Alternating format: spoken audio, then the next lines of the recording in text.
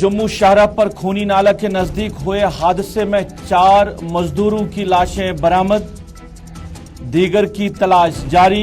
बचाव कार्रवाई पर लोगों ने उठाए सवाल।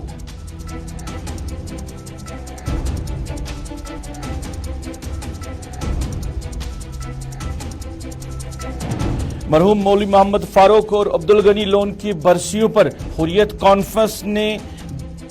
कॉन्फ्रेंस की हड़ताली काल का मिला जुला रद्दअमल।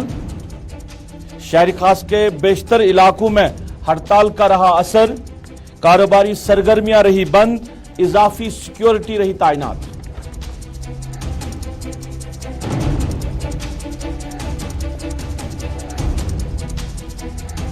कश्मीरी पंडित मुलाजिम की हलाकत पर आज 10वें रोज श्रीनगर और अनंतनाग में हुए एहतजाज।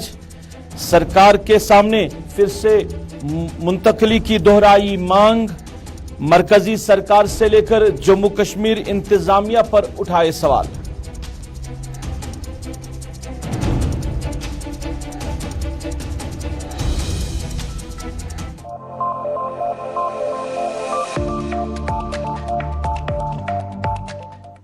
अस्सलाम वालेकुम नाजरीन, सफर के 4 बजे हैं। आप गुलिस्तान के श्रीनगर स्टेडियो से बराह रास्त स्पेशल रिपोर्ट देख रहे हैं अपने मेजबान सईद फारूकी के साथ। स्पेशल रिपोर्ट में सबसे पहले बात करें हालिया दिनों में रामबन में जम्मू श्रीनगर कौमी शाहरा पर मगरकोट के करीब खूनी नाला पर जेर तामीर सुरंग में हादसा पेश आया और हादसे में जो मजदूर वहां पे काम कर रहे थे, जो कि इस सुरंग के अंदर ही दब गए हैं, उनमें 4, कल 1 की और आज 3 और मजदूरों की लाशें बरामद हुई हैं और टोटल 4 जो लाशें हैं वो बरामद हुई हैं। बताया जा रहा है कि जब यह हादसा पेश आया उस वक्त सुरंग में 10 के करीब अंदर जो मजदूर है वो दब के रह गए थे और बाकियों की तलाश अभी भी जारी है।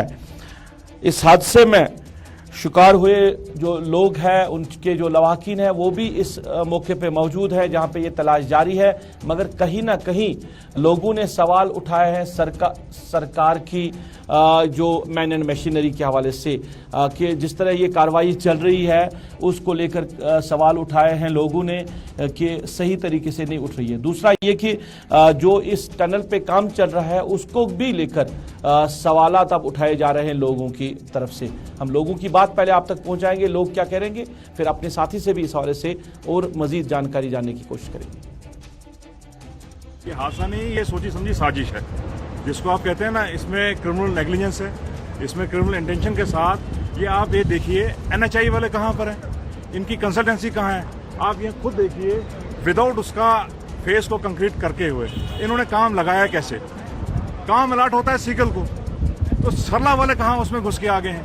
जब एक किसी भी टेंडर की अलॉटमेंट होती है, इतना टेक्निकल काम है, इतना सबसे खतरनाक एरिया में आप दे रहे हैं, तो जो कंपनी जो है वो टेक्निकली क्वालिफाइड होकर इसका ठेका लेती है, वो आगे सबलेट किसी एक क्या कहते हैं वो नाली बनाने वाली कंपनी को आगे दे देते हैं।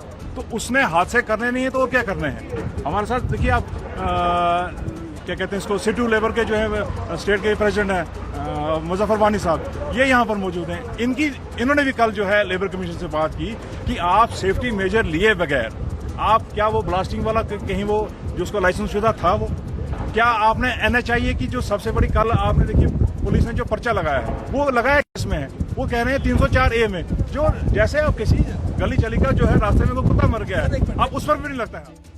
ऐसे ही हमने इस हादसे का सुना तो हमारे रोंगटे खड़े हुए। जब हमने वो पहली पिक्चर देखी जो फेस बनाया हुआ था, उसमें without shortcutting, without benching, without rock bolting, जो कि सबसे पहले NHI की जिम्मेदारी होती है कि पहले फेस को पूरा तैयार किया जाता है, उसके बाद फेस के अंदर जाते हैं। ये तो एक टेक्निकली फॉल्ट है जो कि सीगल को मिला था, ये कॉन्ट्रैक्ट उसने दूसरी कंपनी को दिया कि जो नॉन टेक्निकल है। ये तो इस पे एक इंक्वायरी बिठानी चाहिए, जो टेक्निकल होंगे वो इस इंक्वायरी में बैठेंगे, इंक्वायरी इनिशिएट होगी, इसका पूरा बाकायदा तौर पे जायजा लिया जाए कि ये किस किस की गलती है। इसमें एक NHI भी आती है, नंबर 2 सीगल भी आती है, नंबर 3 पे सरला आती है। तो इसको हम हादसा नहीं कहते हैं, इसको हम जानी बूझी एक गलती कहते हैं कि जिसको हम 403 में कहते हैं कि 403 में इसको कन्वर्ट किया जाए, 304 में कन्वर्ट किया जाए। चलिए, इसको हादसा नहीं कहेंगे बल्कि ये एक जो नाअहली है जिसकी वजह से ये वहां पे इस तरह के हालात बने हैं। ये लोग कह रहे हैं, ये बातें कर रहे हैं क्योंकि जिनको ठेका दिया था वो इस पे काम नहीं कर रहे हैं, अगरचे वो टेक्निकल जो उन्होंने टेक्निकलिटीज है वो पूरी की है, मगर जो अब इस पे काम कर रहे हैं उन्होंने अपनी जो टेक्निकलिटीज है वो पूरी नहीं की। इस तरह की बातें भी वहां पे हो रही है। अभी क्या सिचुएशन है, अभी क्या सूरत हाल है इस जगह पे जहां पे यह हादसा पेश आया? नदीम से हम जानने की कोशिश करेंगे। नदीम, खैर मकदम है आपका। स्पेशल रिपोर्ट में ये जानना चाहेंगे कि अभी किस तरह की सूरत हाल बनी है, क्योंकि अब कहीं ना कहीं 2-3 दिन हो गए इस मामले को। अब लोग भी सवाल उठा रहे हैं इंतजामिया पे, सरकार पे, जो इस टनल पे काम कर रहे लोग उन पे, कि एक तो जो लोग बना रहे हैं ये टनल वो टेक्निकल पार्ट को नहीं देख रहे, जिनको पहले ठेका दिया गया था वो इस पे काम नहीं कर रहे, ये भी सवाल उठ रहे हैं। दूसरा कि जो मजदूर वहां पे अभी दबे फंसे हुए हैं उनको बाहर निकालने के हवाले से भी अब कहीं ना कहीं लोगों में गम गुस्सा दिखाई दे रहा है। जी बिल्कुल, देखिए सईद रूफ, जिस तरह से हम बात करें, क्योंकि जब एक ये ऑडिट का हिस्सा जब कोलैप्स हुआ तो उसके जद में लगभग 12 लोग आए थे, जहां हमने देखा था कि 2 लोगों को जख्मी हालत में निकाला, बाकी के 10 लोग मलबे के तले दबते रहे। और कल देखा हमने कि एक शख्स की लाश वहां से डेड बॉडी जो है रिकवर हुई। आज की डेट पे भी अभी तक 2 डेड बॉडीज रिकवर हो गई है। रेस्क्यू ऑपरेशन अभी भी चल रहा है, वहां पे मशीनें लगाई जा रही है। लेकिन कहीं ना कहीं कल तक इस चीज को हादसा कहा जा रहा था, लेकिन आज जब हमने देखा कि वहां सियासी रहनुमा पहुंचे, जो भी मजदूर यूनियन के लीडर्स हैं, जब वो वहां पहुंचे तो उन्होंने कहा नहीं जनाब, जब टेक्निकल एक्सपर्ट्स वहां पहुंचे तो उन्होंने कहा यह हादसा नहीं है बल्कि एक नाअहल कंपनी को एक काम सौंप दिया गया है, जिस वजह से एक बहुत बड़ा हादसा पेश आया है। जहां पर हम देखें, क्योंकि अगर एक टेक्निकल पॉइंट ऑफ व्यू से देखें तो एक कंपनी को अपीयर होना पड़ता है और वहां पे जनाब उसमें टेक्निकल बिड होती है और उसमें अगर जो पास होता है तो कॉन्ट्रैक्ट उसी को मिलेगा। लेकिन यहाँ लोगों का ये कहना है कि जनाब सबलेट आप कर सकते हैं, जिस कंपनी के नाम पर टेंडर होता है वो अगर सबलेट करे तो जनाब वो लेबर सप्लाई सबलेट करे, अगर वो सबलेट कर रही है तो वो मटेरियल सप्लाई सबलेट करे, लेकिन सिविल वर्क आप सबलेट नहीं कर सकते। तो कहीं ना कहीं ये चीज कही जा रही है कि जनाब ये नाअहली है इस कंपनी की, और NHAI पर भी सवाल उठते हैं और लोगों ने डिमांड की है कि इस पर FIR होनी चाहिए। और जो FIR लगाई गई है, FIR सेक्शन जो 304A है, 304A नहीं बल्कि सिर्फ 304 होना चाहिए, ताकि इसके तहत कार्रवाई हो और जो जिन लोगों की जानें जाया हुई है कम से कम उन्हें इंसाफ मिले और आने वाले वक्त में इस तरह की कोई वारदात रूनुमा न होने पाए। और इन तमाम चीजों को जो है मद्देनजर रखते हुए एक ऐसी कार्रवाई अमल में लाई जानी चाहिए जो आने वाले वक्त में तमाम तरह की कंपनियों के लिए सबक आमूज साबित हो। जी सही रूप। नदीम, आप सुपाट पे गए, आपने सूरत हाल देखी वहां पे, तो क्या लग रहा है आपको कि जो अभी डेड बॉडीज वहां से नहीं निकाली जा रही है, कितना मुश्किल है और कितना वक्त लग सकता है? क्योंकि आज का दिन भी गया है और आज के दिन में उम्मीद थी कि पूरी तरह इसको साफ किया जाएगा और वहां से डेड बॉडीज निकाली जाएगी, मगर आज भी पूरी तरह कामयाबी नहीं मिली है प्रशासन को। तो क्या लग रहा है आपको, कितना वक्त और लग सकता है इसमें?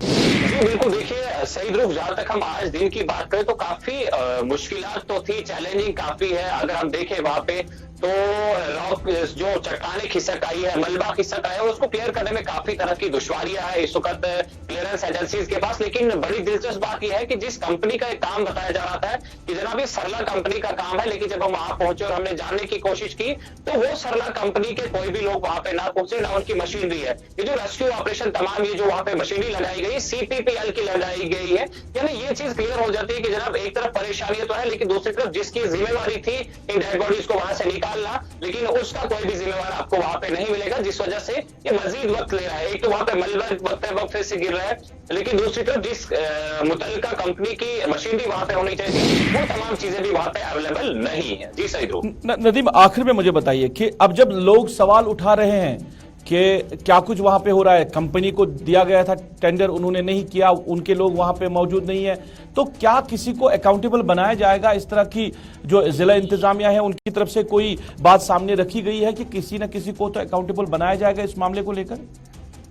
जी देखिए सईद रूफ, अभी तक तो हमें ऐसा कुछ देखने को नहीं मिल रहा है, लेकिन एक चीज जरूर है कि लोगों का ये कहना है कि जनाब अगर इस पर कार्रवाई नहीं होती है, जो कानूनी कार्रवाई है, तो उसके खिलाफ हम प्रोटेस्ट करेंगे। ये यहाँ के लीडर्स का कहना है, जनाब जो मजदूर यूनियन के लीडर्स हैं, जो यहाँ के सिविल सोसाइटी के लोग हैं, क्योंकि इस प्रोजेक्ट की जहां बात करें, क्योंकि रामबन डिस्ट्रिक्ट के अंदर इस वक्त काफी सारे प्रोजेक्ट्स चल रहे हैं, चाहे हम नेशनल हाईवे की वाइडनिंग की बात करें या फिर हमारे पास रेलवे प्रोजेक्ट्स की बात करें, तो रेलवे टनलिंग का काम भी यहाँ पे चल रहा है। इन तमाम चीजों को लेकर यहाँ के लोग आज काफी मुतहरिक नजर आ रहे हैं। उनका ये कहना है कि अगर इस पर ध्यान नहीं दिया गया, अगर कानूनी कार्रवाई अमल में नहीं लाई गई तो आने वाले वक्त में एहतजाज होगा, क्योंकि अगर एक बार सबक आमोज कार्रवाई होती है तो आने वाले वक्त में इस तरह की चीजें दोबारा देखने को नहीं मिलेंगी। जी सही। चलिए नदीम, बहुत बहुत शुक्रिया आपको तफसीलात देने का। नदीम हमारे साथ ही बात कर रहे थे और इस हादसे के हवाले से बात हो रही है। अभी डेड बॉडीज पूरी तरह रिकवर नहीं हो रही है, तकरीबन 6 लोगों की डेड बॉडीज अभी वहां से रिकवर करना बाकी है, मगर लोगों ने सवाल उठाए हैं। इसके साथ साथ मजदूर यूनियन के जो लीडरान हैं उन्होंने सवाल उठाया कि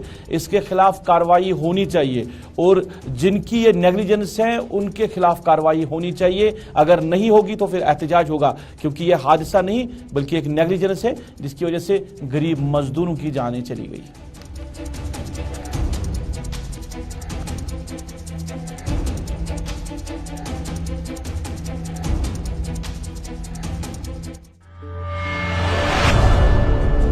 चलिए अब जरा बात करते हैं मरहूम मौलवी मोहम्मद फारूक और ख्वाजा अब्दुल गनी लोन की बरसी पे आज हुर्रियत कॉन्फ्रेंस की तरफ से हड़ताल की कॉल दी गई थी और हड़ताल की कॉल का मिला जुला रद्द अमल देखने को मिला।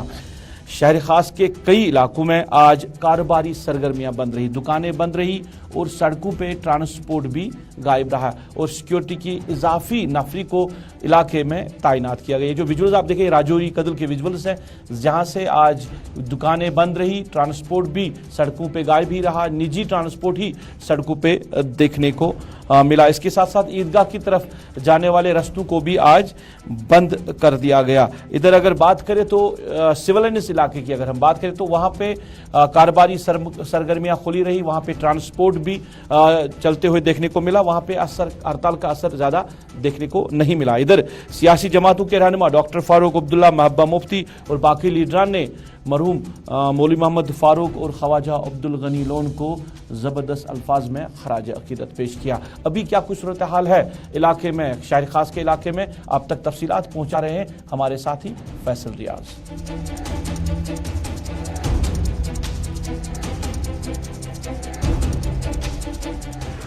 मीरवाइज मौलवी फारूक की 32वीं बरसी पर जहां हुर्रियत कॉन्फ्रेंस की तरफ से हड़ताल की कॉल दी गई थी और ईदगाह की कॉल दी गई थी, वही अगर सुबह से अगर हम देखा कि श्रीनगर के जो लाल चौक इलाके वहां पे मामूल के मुताबिक तमाम कारोबारी इदारे खुले थे, वही श्रीनगर के शहर खास में आज सुबह से हड़ताली कॉल का असर जो बिल्कुल देखने को मिला, जहाँ कारोबारी इदारे बंद थे, ट्रैफिक की नकलो हरकत भी काफ़ी हद तक मुतासिर थी और लोग भी घरों में ही मासूर थे। और ईदगाह की अगर हम बात करें तो ईदगाह को सुबह से ही सील कर दिया गया था और वहाँ पे भारी तादाद में सिक्योरिटी फोर्सेज लगाए गए थे और जो मीरवाइज मंजिल राजा कर रहे वहाँ पे भी सिक्योरिटी के सख्त इंतजाम किए गए थे और लोगों की जो नकलो हरकत भी काफ़ी हद तक मुतासिर थी, क्योंकि लोगों को ईदगाह की तरफ जाने की इजाज़त नहीं दी जा रही थी। कुल मिलाकर हम कह सकते हैं कि जो शहर खास है वहाँ पर आज हड़ताली काल का असर जो है बिल्कुल देखने को मिला और इसका असर काफ़ी हद तक देखने को मिला।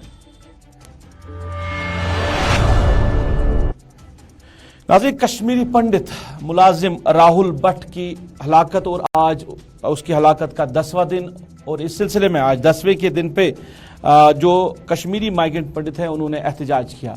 श्रीनगर में एहतजाज हुआ घंटाघर के करीब, इसके साथ साथ अनंतनाग के मठन इलाके में भी आज एहतजाज हुआ। पंडितों ने एहतजाज करते हुए नाराबाजी की, कहीं ना कहीं मरकजी सरकार से लेकर जम्मू कश्मीर इंतजामिया के खिलाफ उन्होंने नाराबाजी की। उन्होंने इल्ज़ाम लगाया कि 10 दिन के अंदर 10 दिन हो गए मगर अभी तक वजीर आजम की तरफ से एक भी ट्वीट इस मामले को लेकर नहीं आया। गवर्नर प्रशासन की भी उन्होंने मुखालफत की, डीसी बडगाम के खिलाफ भी उन्होंने नाराबाजी की और एहतजाज करने का मकसद उन्होंने फिर दोहराया कि हमें यहाँ से कश्मीर से मुंतकिल किया जाए दूसरी रियासतों में। हमें सिक्योरिटी की ज़रूरत नहीं है क्योंकि हमें घरों से बाहर भी निकलना, सिक्योरिटी आप हमें देंगे मगर कहाँ कहाँ तक हमें सिक्योरिटी साथ रहेगी। हमें घरों से बाहर निकलना है, हमारे बच्चों को स्कूल जाना है तो क्या स्कूल में भी हमें सिक्योरिटी उनको साथ देनी पड़ेगी। जब तक हालात यहाँ पे ठीक नहीं होंगे तब तक हमें यहाँ से निकाला जाए और दूसरी मुल्क की दूसरी रियासतों में उनकी पोस्टिंग की जाए। उन्होंने कहा कि अगर ऐसा नहीं हुआ तो ये एहतजाज जारी रहेगा जब तक सरकार अपना फैसला नहीं बदलेगी।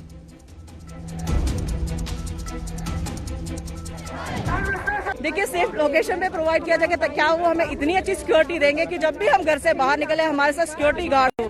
हम ऑफिस जाए, ऑफिस से घर आए, फिर हमें सब्जी लेने जाना, फिर हमने बाहर कहीं से भी काम से जाना है तो वो हमें सिक्योरिटी देके रखेंगे परमानेंट। It's not possible.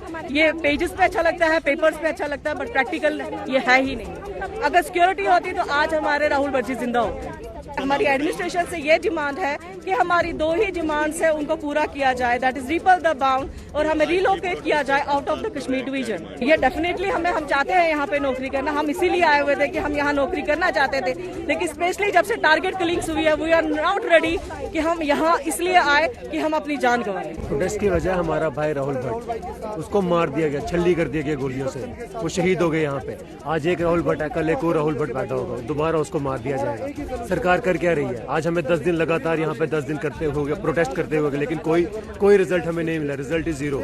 हम चाहते हैं हमें यहाँ से रिलोकेट किया जाए। मोदी जागे, मोदी साहब के साथ 10 दिन हो गए, एक ट्वीट नहीं आया उनका कि कश्मीरी पंडित वहाँ पे तड़प रहे हैं, रो रहे हैं, एक ट्वीट तक नहीं आया उनका। कर क्या रहे हैं वो?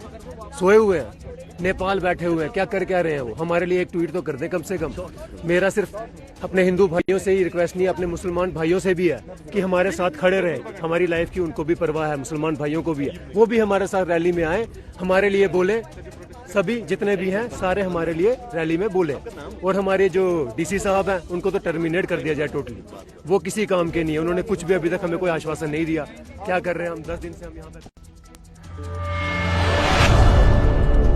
नाज़रीन, जरा सहतामा के हवाले से भी बात करें, और जो सूरत हाल बनी हुई है वादी के मुख्तलिफ इलाकों में सहतामा को लेकर कहीं ना कहीं तशवीशनाक बनी हुई है, क्योंकि सरकार भी कहीं ना कहीं सरकार की भी नेग्लिजेंस है, जिसकी वजह से लोगों को मुश्किलात हो रही है। ज़िला बडगाम की बात करें और बडगाम जो हॉस्पिटल है, डिस्ट्रिक्ट हॉस्पिटल बडगाम है, उसकी बात करें। 1978 में यह हॉस्पिटल यहाँ पे कायम हुआ है, मगर फैसिलिटीज़ की अगर बात करें तो लोग जो है वो कहीं ना कहीं सवाल उठा रहे हैं। और आज की जो हम बात आप तक पहुँचाएंगे, ये एक हसास मामला है और एक सीरियस मामला है, क्योंकि जो वहाँ पे तैनात डॉक्टर थे, आँखों के जो डॉक्टर वहाँ पे तैनात थे, उसको कुछ दिन पहले तकरीबन नवंबर के महीने, पिछले साल नवंबर के महीने में उसको वहाँ पे है जो MC बनाया गया, यानी सुप्रिटेंडेंट बनाया गया है हॉस्पिटल का। एक ऑर्डरनामा भी जो आया है उस हवाले से कि उसको हॉस्पिटल का MS बनाया गया है, मगर ऑर्डर में ये भी लिखा गया है कि जब तक इस हॉस्पिटल में माहिर अमराज आँखों का कोई और जो है नहीं लाया जाएगा, तब तक ये बीमारों को, ये सुप्रिटेंडेंट साहब बीमारों को देख लेंगे। मगर पिछले काफ़ी वक्त से शिकायतें आती रहती है कि जो डॉक्टर साहब का असिस्टेंट है वहाँ पे जो टेस्ट वगैरह करवाते हैं या जो मरीज़ों को जो है डॉक्टर साहब तक कम्युनिकेट करते हैं, वही अब वहाँ पे मरीज़ों का इलाज कर रहे हैं, वो भी आँखों के मरीज़ों का इलाज कर रहे हैं। तो इस हवाले से आज हमारे साथी डार अशरफ वहाँ पे गए थे, उन्होंने सूरत हाल देखी, क्योंकि कई लोगों ने इस हवाले से शिकायतें की थी कि जो असिस्टेंट है वो अब इलाज कर रहे हैं और जो डॉक्टर साहब वहाँ पे जिसकी पोस्टिंग है वो इलाज नहीं कर रहे हैं, बल्कि वो मेडिकल सुप्रिटेंडेंट बनाए गए थे। हालांकि ऑर्डर में ये भी लिखा गया, आप तो मेडिकल सुप्रिटेंडेंट आप बनाए गए, आप वो भी फ़राइज़ अंजाम देंगे, मगर इसके साथ साथ जो आँखों का इलाज करेगा जो डॉक्टर, जब तक डॉक्टर वहाँ पे तैनात नहीं होगा तब तक आपको ही ये फ़राइज़ भी अंजाम देने होंगे। शिकायतें आती रहती है, मगर डॉक्टर साहब लोग बीमारों का इलाज नहीं कर रहे हैं। इस हवाले से डायरेक्टर ऑफिस से जो ऑर्डर भी आया इस हवाले से, और इसके साथ साथ जो बडगाम के चीफ मेडिकल ऑफिसर है उनके पास भी शिकायतें गई है। उनको लोगों ने इन्फॉर्म किया इस हवाले से कि डॉक्टर साहब तैनात अगर है तो वो इलाज क्यों नहीं कर रहे हैं, एक असिस्टेंट क्यों इलाज कर रहे हैं। पहले हम CMO साहब की बात आप तक पहुंचाएंगे, डॉक्टर तजम्मुल इस हवाले से क्या करें, फिर अशरफ से भी थोड़ी बहुत जानकारी लेने की कोशिश करेंगे। असिस्टेंट का काम आपको पता ही है कि असिस्टेंट का नाम जो है, असिस्टेंट का काम है असिस्ट करना। उसको वो दवाई ववाई कुछ नहीं लिख सकता है, सिर्फ वो क्या कर सकता है, उसको सिर्फ काम है रिफ्रैक्शन करना, और जो वहाँ पे डॉक्टर्स जो बोलेंगे उसको ऑप्थेल्मोलॉजिस्ट वो टेस्ट वगैरह जो है वो उसका काम है। बाकी उसका काम पेशेंट देखना नहीं है। जहाँ तक आप मुझे बोल रहे हैं कि वहाँ पे डॉक्टर अशरफ जरा बताइए, क्योंकि CMO साहब जिस तरह बात कर रहे हैं कि ऐसा लग रहा है कि इन्होंने कोई फैसला लिया होगा, मगर ये तो अपनी बेबसी दिखा रहे हैं। ये जरा बताइए कि ये कब से ये मामला चल रहा है, ये असिस्टेंट कब से इलाज कर रहा है, और जो कंसर्न डॉक्टर है यानी जो MS है हॉस्पिटल के, वो क्यों बीमारों को नहीं देख रहे हैं? देखिए जब हम डिस्ट्रिक्ट हॉस्पिटल की बात करते हैं तो काफी अरसे से हम भी ये कोशिश कर रहे हैं और जिला इंतजामिया हो जिला या इस वक्त जो गवर्नर उससे हम ये शिकायतें रोज करते हैं कि जो जिला अस्पताल है बड़गांव में वहाँ काफी ज्यादा खामियां देखने को मिलती है। डॉक्टर्स की खामियां सबसे ज्यादा अगर देखा जाए तो बड़गांव हॉस्पिटल में, क्योंकि वहाँ पर कुछ ऐसे खास जो महकमे हैं, अगर हम मैदे की बात करते हैं या हार्ट्स की बात करें, ऐसे कुछ डिपार्टमेंट की जहां पर आज भी वहां पर डॉक्टर्स मौजूद, खासकर स्किन की जब हम बात करें तो डॉक्टर्स अवेलेबल नहीं है। अब जब आंखों की बात आती है, क्योंकि आंख ही एक ऐसा चीज है जिसे आप पूरी दुनिया देख सकते हैं, दुनिया को पहचान सकते हैं, उसमें लापरवाही बढ़ती जा रही है जिला हॉस्पिटल बड़गांव में, क्योंकि जो वहां पर डॉक्टर साहब है 3 डॉक्टर, ऐसे कहा जा रहा है कि डिस्ट्रिक्ट हॉस्पिटल 3 है। चलिए अशरफ, इस खबर पे आप नजर बनाए रखिए और भी थोड़ी बहुत जानकारी लेने की कोशिश करें, क्योंकि इस पे दोबारा बात करना जरूरी है। एक हसास मामला है और हसास मामले में डॉक्टर्स की नेग्लिजेंस की वजह से कितनी बीमारों को मुश्किलात हो रही है और आगे होगी, ये एक बड़ा सवाल है, मगर इंतजामिया इस पे कोई कार्रवाई अंजाम नहीं दे रहे।